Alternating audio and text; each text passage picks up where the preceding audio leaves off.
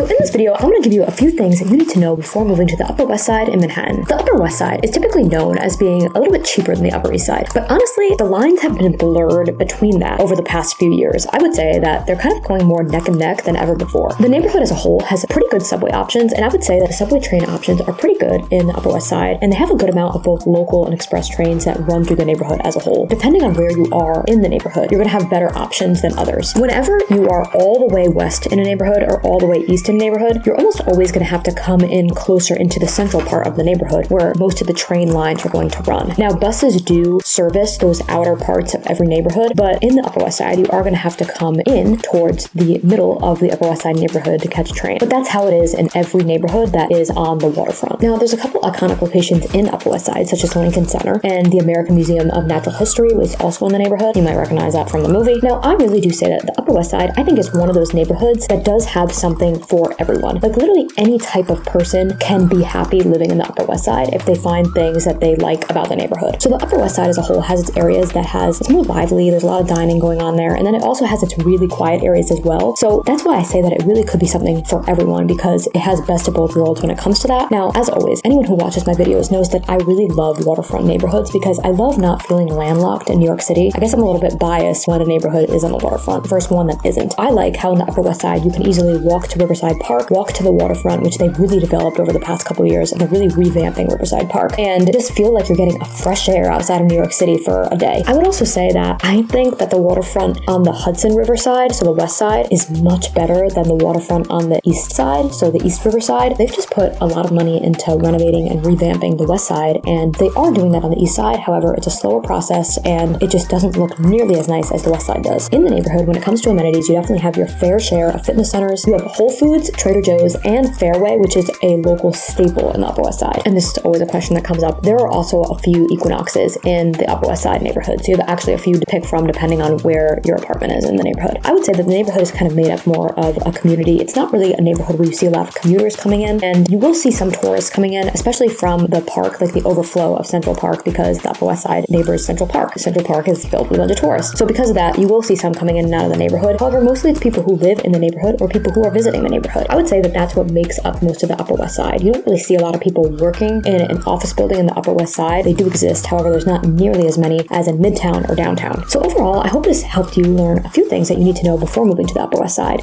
If there's anything I missed in this video or any other questions that you can think of, please share them in the comments, because as always, I love hearing from you guys.